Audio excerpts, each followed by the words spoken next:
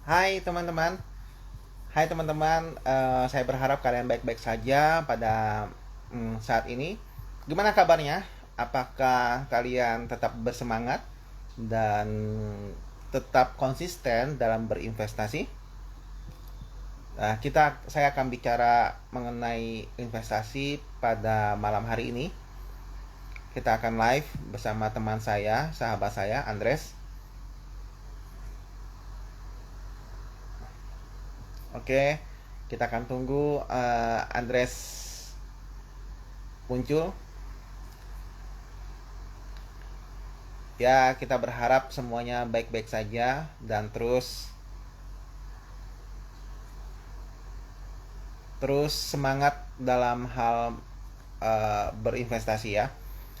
Jadi gini, kalau kita percaya masa depan, maka uang yang kita dapat tidak akan dihabiskan dalam waktu saat ini juga. Berarti kita dengan kesadaran seperti itu aja 50% kita taruh untuk masa depan. Dan instrumen mana yang harus kita taruh? Oke, kita akan tunggu teman saya. Bentar. Kalian sudah investasi di mana aja nih? Apakah yang pertama kali yang harus kalian tahu adalah investasi dari leher ke atas? Leher ke atas ya. Supaya itu yang akan berguna sekali. Setelah leher ke atas, kalian harus punya dulu namanya dana darurat. Dana daruratnya harus bisa uh, baik dulu kondisinya, minimal 6 bulan dari pengeluaran kalian bisa tabung dulu di deposito ataupun di uh, reksadana pendapatan uang, RDPU, reksadana pendapatan pendapatan umum ya.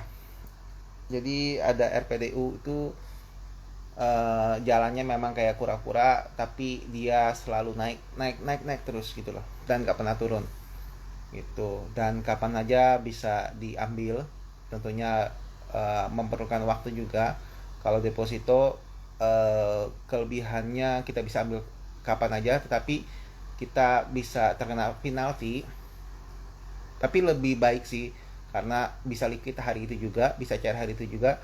Kalau reksadana kita nggak kena penalti, tetapi butuh 3 sampai 5 hari kerja baru bisa cair ya, baru bisa cair ke rekening kita. Dan itu dulu yang harus kita bangun. Fondasi pertama dulu adalah mempersiapkan dana daruratnya kita. Bentar. Setelah itu kita cover diri kita mengenai pakai asuransi, sehingga kita bisa melindungi kalau terjadi apa-apa, kita bisa ada safety netnya. Kita lindungi jiwa kita lindungi keluarga kita, sehingga mereka yang ditinggalkannya,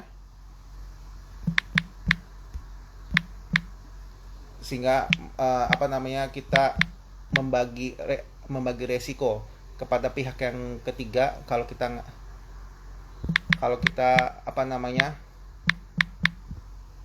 kalau kita terjadi sesuatu yang tidak menyenangkan, apa yang kita tidak bisa kontrol, kita serahkan kepada pihak yang ketiga. Dan sangat berguna sekali asuransi buat dalam kehidupannya kita. Ketiga, investasi itu ada yang eh, ada yang sifatnya cash flow, ada yang sifatnya capital gain ya. Cash flow itu kayak kita kontrakin rumah, setiap bulan kita dapat uang sewa. Nah, itu cash flow ya. Setiap bulan kita dapat bunga, return gitu kan. Dan kalau capital gain itu dia nilainya bertambah, seperti kita investi emas. Emasnya bisa bertambah, naik, ataupun bisa berkurang ya. Nah, capital gain itu mengalami kenaikan nilai. Dan capital gain buat saya hanya sebagai bonus. Yang harus kita kejar adalah cash flow-nya. Jadi kalau hari ini kita dapat, bulan depan kita dapat lagi gitu. Nah, seperti itulah ya teman-teman. Sebentar, buat teman-teman yang ingin apa namanya, yang ingin bangun cerita mengenai, yang ingin peduli akan masa depan kita, ya kita harus bangun passive income kita gitu. Kita harus bangun passive income kita, dan itu yang nanti akan menyelamatkan kita di akhir tua. Gini,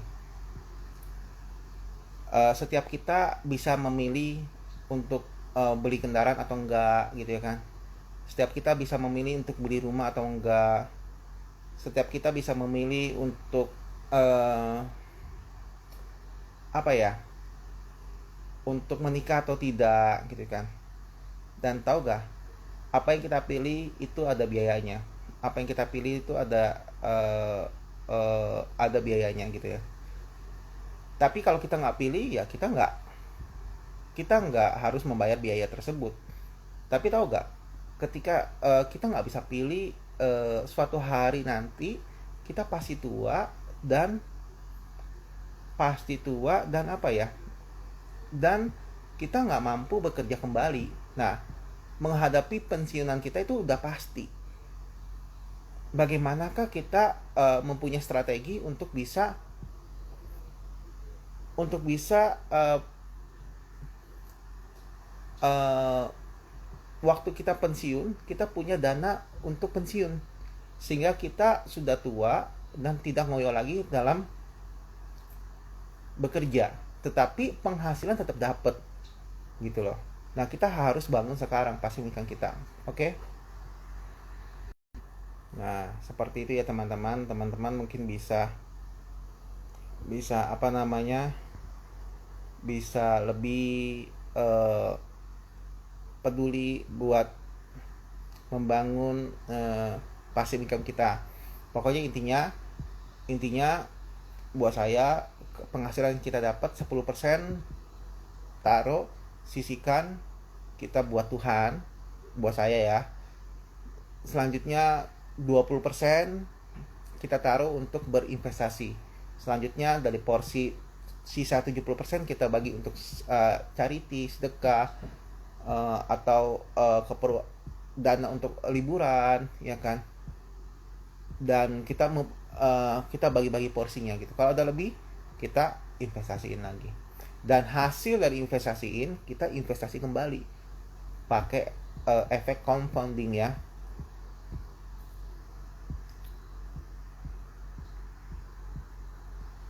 Gitu. Undang temanku, Andres. Hai Andres. Halo Andres. Apa kabar? Baik bro. Ois. Hey, gimana nih? Saya lagi live mengenai topik tentang berinvestasi nih. Mungkin ada yang ingin kamu tanya-tanya tentang investasi. Ini sekarang kan lagi ramai itu yang soal robot, blockchain itu loh. Oh, Nah ini gimana nih jadinya? ya, kamu ingin bicara masalah robot ya? Kan Hmm, kalau denger nih masalah robot, robot itu ada yang menjanjikan 1 hari 1%. Sampai sini paham nggak? 1 hari 1%. ya. Dia kan seperti itu, 1 hari 1%. Berarti kalau 30 hari, ya kita hitung-hitung 26% lah ya. Sabtu Minggu mungkin dia nggak ambil posisi gitu kan. Tahu nggak? Dengan efek kayak begitu, misalnya $100 modal kita, $100 modal kita itu sekitar $100 kali 14.000, 1.400.000 kali ya, kurang lebih ya. Selama 5 tahun kita taruh dengan skenario seperti itu, selama 4 tahun setengah kita menjadi Warren Buffett. sekaya orang kaya nomor 2 loh. Bener nggak itu Iya. hitungannya? Coba. Kita compounding terus nih, 1%, 1% setiap hari. Ya kan? Nah, pertanyaannya, perusahaan robot itu kan eh, udah ada dong 5 tahun yang lalu kan? Udah ada dong. Iya. Apakah ada orang kaya berasal dari robot? Pertanyaan saya satu itu. Kamu sebutkan dah Ada sih. orang kaya di dunia, 10 orang kaya terkaya di dunia yang berasal dari robot. Ada? Kalau memang robot itu menghasilkan return yang cukup bagus, apakah ada orang kaya berasal dari robot? Nggak ada kan? Belum belum tahu sih kalau Terus yang pasti ya. yang kedua, bagaimana kalau kita kan itu kan bicara elektronik ya, elektronik tuh bisa saja apa ya? Bisa saja mengalami error, betul nggak? Iya. Kalau mengalami error, kalau mengalami error berarti apa tuh? Uang kita bisa habis loh di situ. Iya. Yang kedua, kita taruh di mana brokernya? Broker di Indonesia atau broker di luar negeri sana? Broker itu tempat tempat kita naruh uang misalnya. Ayo, broker keluar kan? Seandainya brokernya kabur, uang kita balik gak? Enggak. Ah, terus gimana? Kok apa namanya kita mau investasi di robot?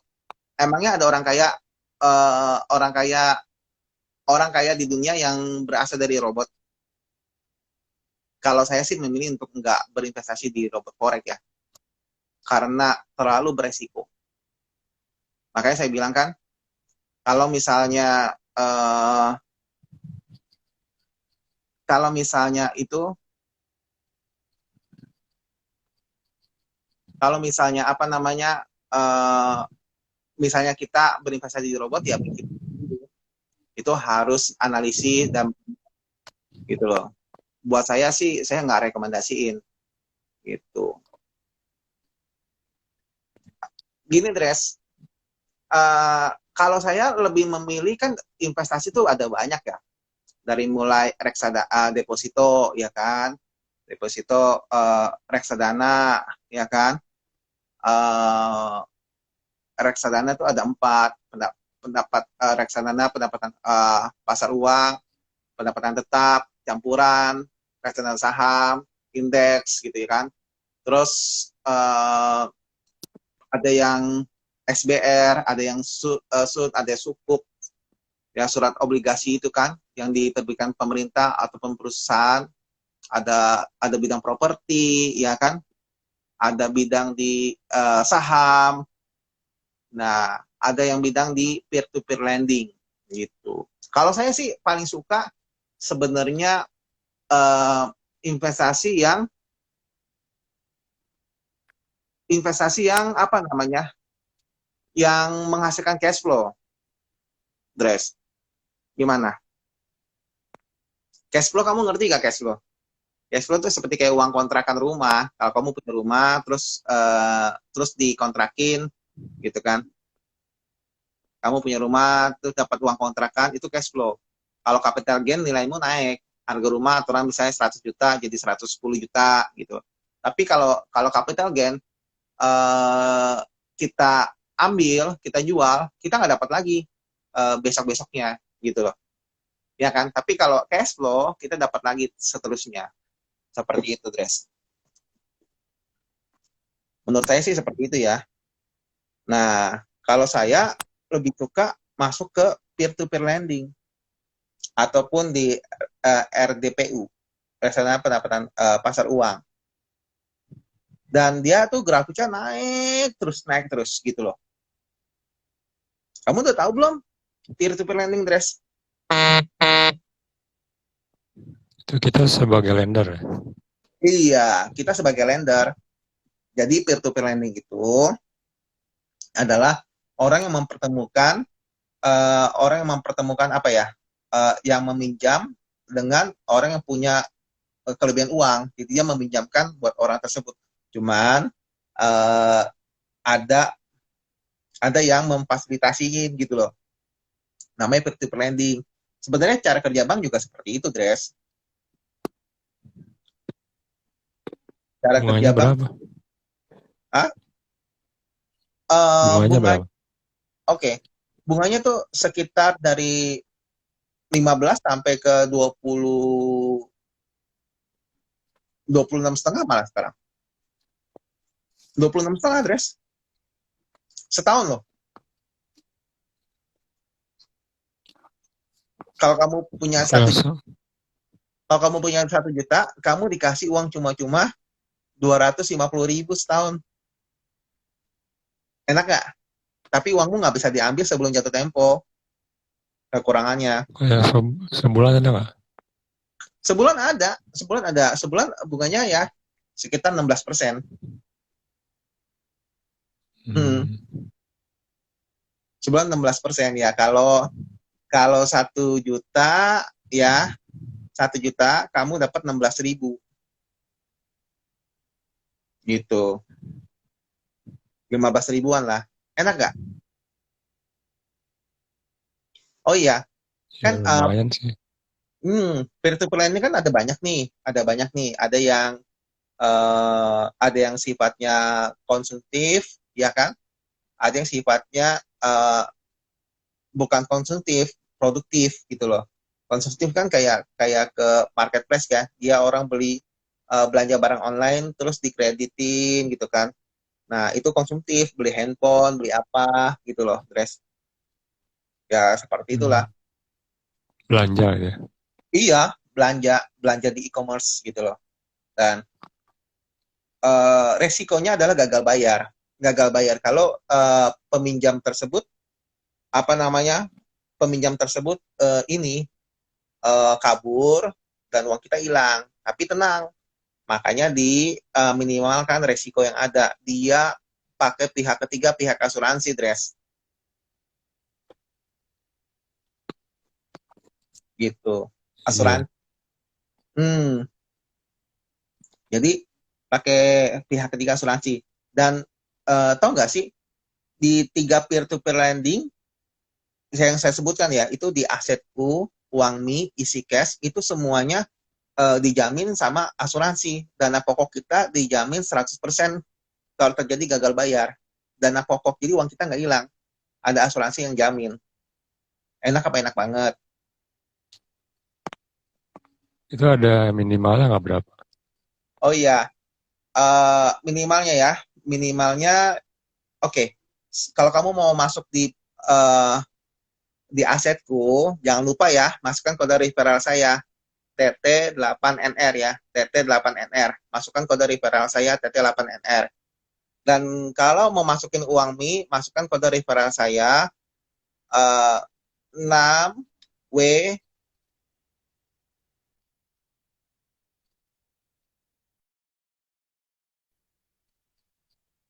Saya lupa, nanti saya tulis di deskripsi ya, apa namanya kode referral saya. Oke, saya mau bahas tiga-tiganya nih. Pertama dari asetku dulu ya. Asetku itu kita akan bermain cepat-cepatan kuota karena asetku peer to peer lending konsumtif yang paling tua menurut saya sih. Menurut saya yang paling tua itu dia buka kuota jam 8 pagi. Buka kuota jam 8 pagi. Kurang lebih 1 hari itu kuotanya 145 miliar. Bayangin, 1 hari 145 miliar, 145 miliar orang yang apa kuota yang kita bisa danain 1 hari loh kurang lebih. Dan itu hanya nggak nyampe 5 menit udah habis kuotanya. Nggak nyampe 5 menit sudah habis kuotanya. Wow, cepet banget ya, gitu kan. Dan itu modalnya sekitar 2 juta, 2 juta, Dres. Modalnya 2 juta. 2 juta modalnya, dan kita bisa pilih mau tenor berapa. Ada tenor 15 hari, 22, 1 bulan, 2 bulan, 3 bulan, 5 bulan, sampai setahun gitu loh. Gitu. Ya, seperti itulah kalau kalau di apa namanya? Kalau di asetku. Jadi memang harus apa namanya, di asetku sendiri emang harus bisa nabung sih, harus bisa invest. Jadi dana pokok kita dijamin.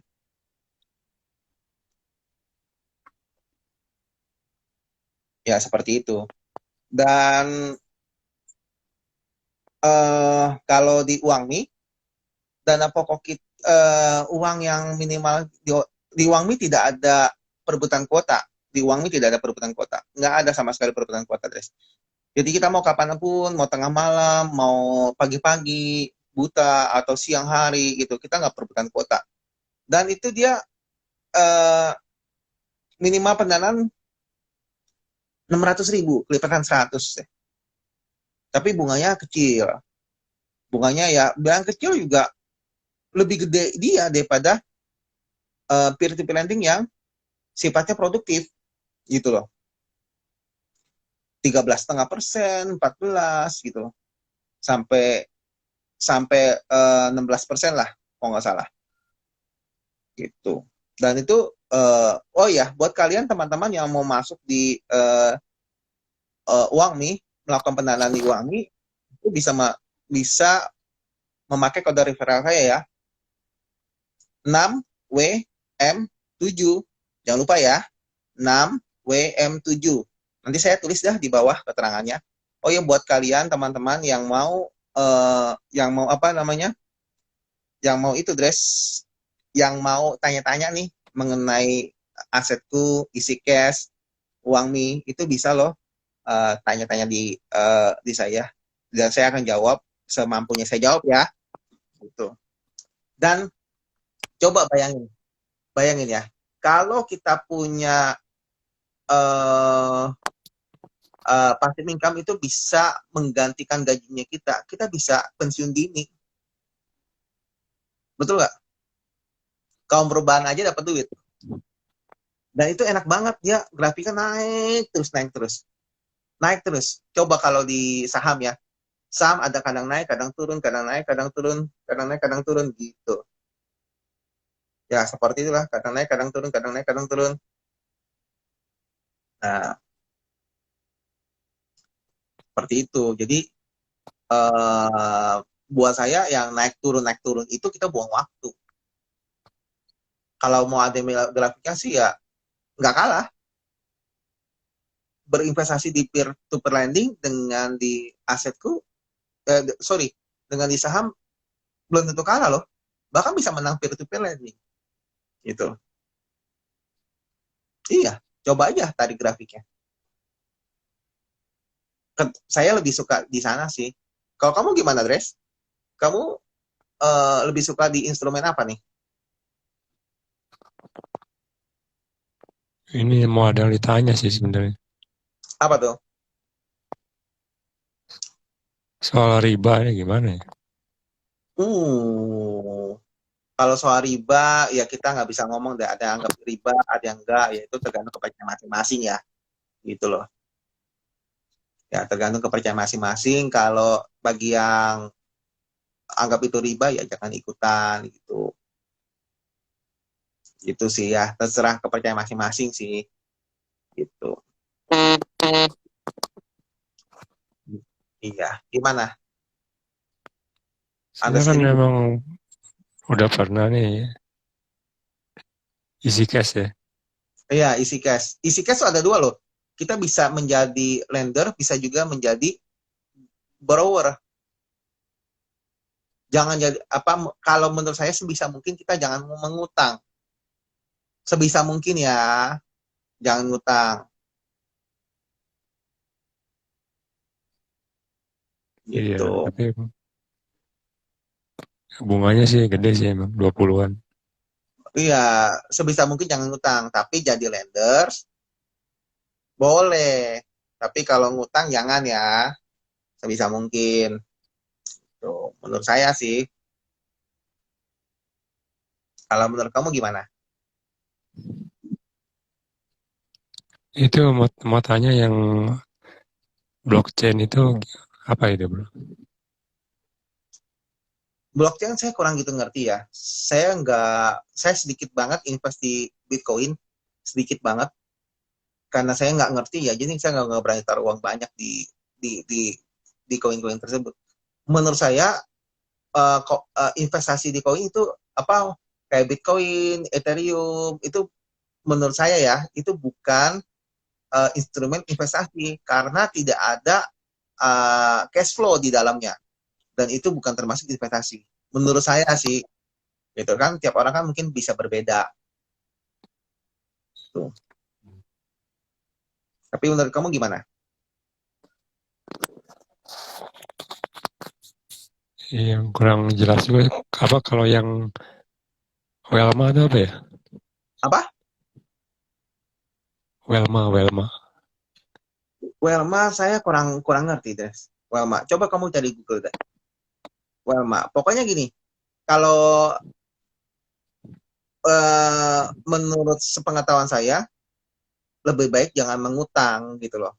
Kita memberi utang boleh, tapi jangan mengutang.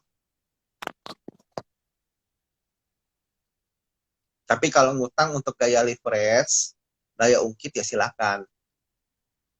Jadi kita menggunakan uang orang lain untuk memakai uang uang kita ya boleh silakan. Gitu loh. Itu loh. Gimana menurut kamu? Kamu sendiri gimana nih? Udah mempersiapkan dana pensiun belum, Dres? Belum sih. Persiapin loh. Gini. Kita kan bisa pilih nih. Kalau kita nggak beli, kagak beli apa, mau beli motor atau enggak, ya kan kita kan bisa pilih kan. Kalau beli motor kan ada biayanya kan. Biaya servis, biaya parkir, biaya bensin, betul nggak?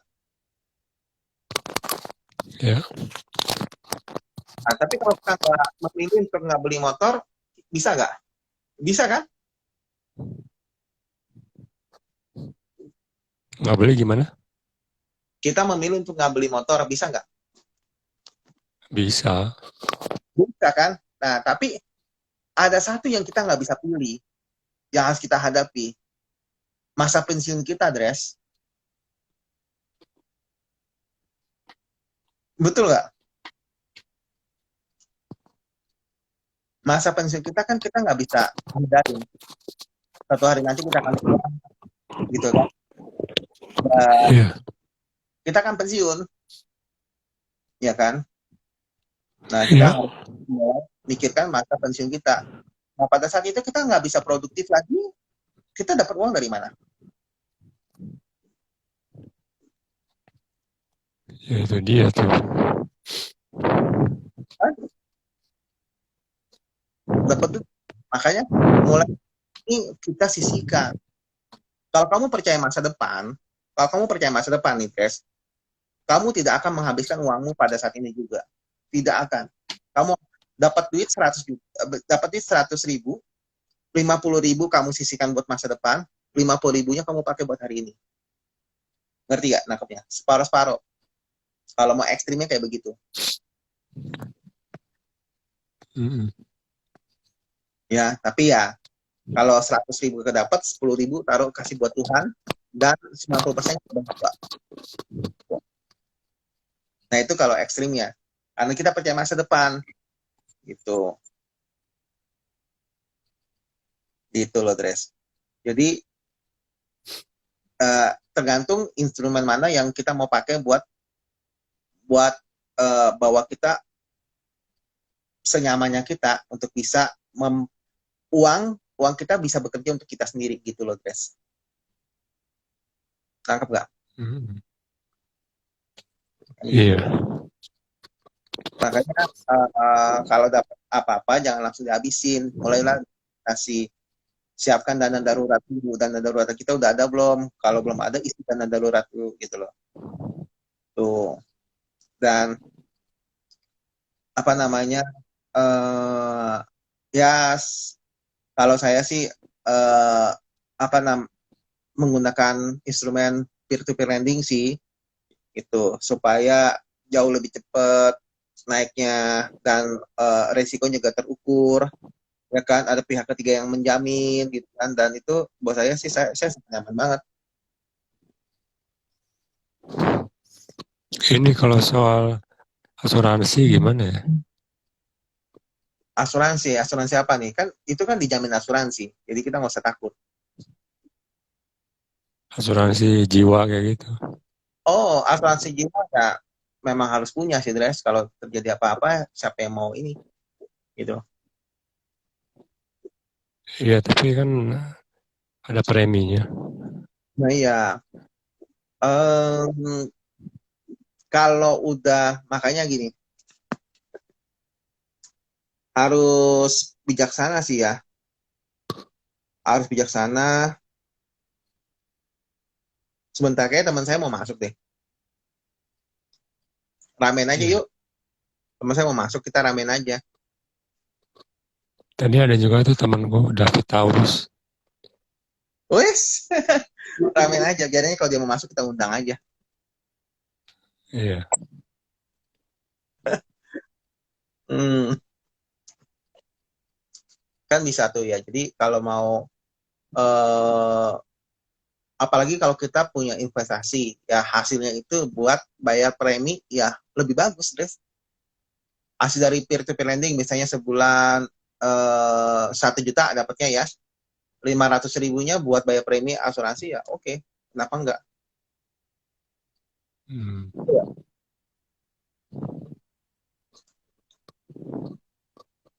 Betul nggak? Tapi ikut ya apa peer to peer lending itu bisa nggak dipercaya gitu loh. Oh bisa banget, karena kan sudah terdaftar dan diawasi sama OJK, bahkan terizin, eh, untuk uang sudah terizin, untuk isi cash sudah terizin gitu loh, setahu setahu saya sih. Kalau asetku baru terdaftar doang setahu saya ya, koreksi kalau saya salah. Itunya kalau kalau kita yang jadi apa peminjam ya, Kita jadi lender yang memberikan yang iya. memberikan pinjaman. Itu Iya, jangka waktunya berapa lama tuh? ya tergantung tenor yang kita pilih, Dres. Ada yang 15 hari, ada yang 30 hari, ada yang 22, ada yang 1 bulan, 2 bulan, 3 bulan, 4 bulan, 6 bulan, setahun gitu loh. Dan bedanya kita nggak bisa ngambil kalau belum jatuh tempo gitu loh. Beda dengan deposito gitu. Hmm. Tapi tetap ya jangan taruh Terus, duit dalam keranjang. iya Kita, terus kan nanti kan bisa ditarik. iya, kita bisa perintahkan, bisa tarik kok gitu. Terus setelah jatuh tempo.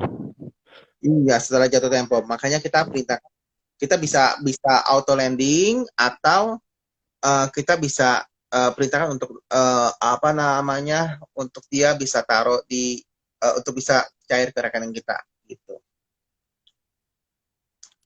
Nah itu saat diproses itu dikenakan biaya nggak? Enggak dong, enggak. Pokoknya prosesnya cuman cuman cepat aja, Dres. Kita tinggal registrasi buat akun, terus pilih pendanaan apa yang kita mau taruh uang kita di situ gitu. Hmm. Cuman taruh aja, uang uang kita berarti untuk kita sendiri. Makanya kalau mau masuk di asetku, masukin kode referral saya ya, TT8NR, TT8NR. Dan setiap jam 8 pagi itu dia buka kuota. Buka kuota sekitar 145 miliar per hari. Bayangin per hari. Tapi 5 menit habis, 5 menit habis. Wow, itu mah itu Terus itu gila banget. itu pas buka gitu kitanya nanti dia bisa otomatis sendiri apa kita harus melakukan apa gitu, transaksi apa gitu, Ya, kita harus pilih tenor yang kita mau lah. Tenornya selama apa yang lima kita menit gitu. selama 5 menit. Iya, selama 5 menit habis kalau enggak. Tenornya aja ya. Hmm, dan dia itu kalau, pendanaan ulang itu dapat bonus 1% untuk bunganya. Enak apa enak?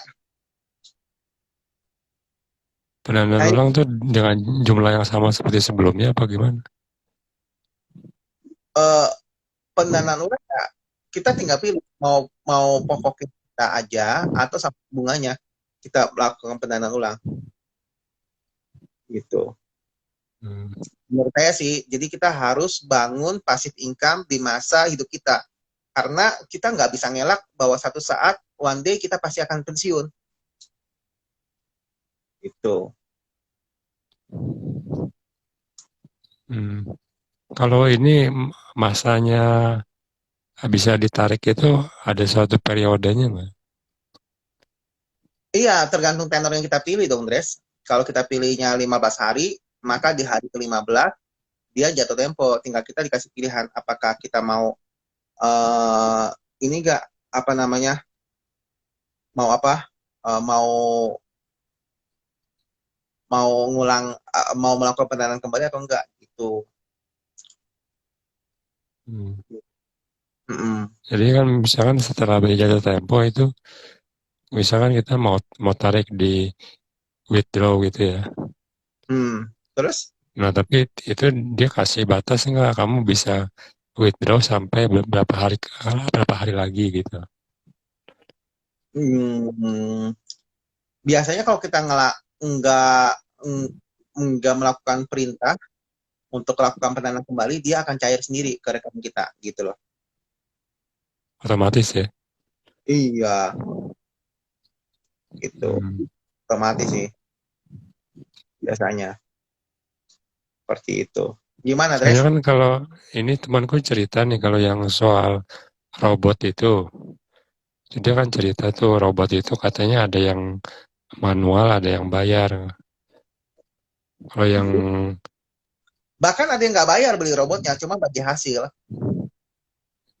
iya tapi dia cerita kalau nanti withdrawnya itu ada fee-nya. Bagi hasil, Dres, itu namanya. Iya, jadi pas pokoknya kalau ditarik itu dikenakan biaya. Iya, bagi hasil. Dan itu Hmm. biasanya di situ eh, PIN 8, obat DNA. Ya, tapi ya kembali lagi ya, eh, apakah kalau robotnya error, uang kita siap hilang nggak? Kamu ini siap hilang nggak kalau terjadi apa-apa? Ayo. Iya, sama ini bisa jadi itu cuman strategi aja, strategi dia untuk menarik nasabahnya dia gitu. Nggak juga sih. Nggak gini, ibaratnya sekarang kalau kita menang, uangnya dari mana yang kita ambil? Dari bandar kan? Broker Iya. dari bandar kan? Nah, pertanyaan saya cuma satu. Kalau robotnya error, bagaimana? Bisa nggak kita siap kehilangan uang kita? Itu yang pertama, robotnya error. Kalau yang kedua, kalau brokernya scam, bawa kabur uang kita bisa ngapain? Yang ketiga, Iya. adakah orang kaya yang berasal dari robot? Adakah orang kaya di dunia yang berasal dari robot? 10 orang terkaya di dunia, dari 1 sampai 10 ada yang berasal dari robot? Nggak ada. Mayoritas dia Nggak punya ada. saham. Nggak ada kan? Iya. Nggak ada. Gitu. Ya, Ya, ini kalau juga apa rata-rata. yang legal-legal aja lah di Indonesia yang diawasi Bapeti gitu loh kan. Iya. Soalnya kan Ya lebih besar ininya modalnya dia. itu. Sehingga jadi kalau terjadi apa-apa kita nggak kagak dibawa Kak. Bisa ngurus ya di Indonesia mah gitu. Iya, Jadi kalau robot saya sih nggak rekomendasiin sih ya. Ya terserah sih, dan saya juga nggak iri orang yang untung dari robot ya, saya juga nggak iri. Ya itu kan jalan dia masing-masing. Cuman ya, saya nggak mau berinvestasi di robot. Tuh. iya. Itu kalau Mm-mm. yang apa binomo itu sama juga ya? Ya, binomo bukannya kalau ya, saya nggak. Pokoknya yang aneh-aneh mah jangan lah, Hmm, yang aneh-aneh jangan lah. Menurut saya yang aneh-aneh jangan. iya, Pokoknya legal, eh, regulasinya jelas di Indonesia, ya investasi di situ aja. Gitu. Memang sih setiap investasi pasti ada resikonya kan, itu loh. Tapi buat saya iya, instrumen menarik adalah reksadana, RDPU, reksadana pendapatan tetap, dan peer-to-peer lending yang keren. Gitu. Menurut saya sih ada 3 peer-to-peer lending, isi cash, uang mi, uh, aset. Terus kalau yang produktif, akseleran, Tanifan, ya itu oke sih. Sama hmm. invest ya. Hmm, tuh. Itu Sama apa nih? kalau yang apa kan harus berdagang itu ada jual beli di situ kan. Iya, Nah itu gimana tuh kita bisa nentuin sekarang kita jual apa sekarang kita beli gitu. apa tuh? Instrumen apa nih? Emas atau saham? Saham, saham. Kalau saham itu ya kapan nentukan jual atau beli ya tergantung strateginya kamu. Kamu dengan cukup untung sekitar untung 20% kamu mau jual, jual.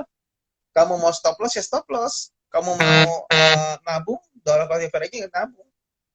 Gitu loh. Ya cuman kan kalau kita masih baru kadang kan istilah-istilah gitu kita belum ngerti.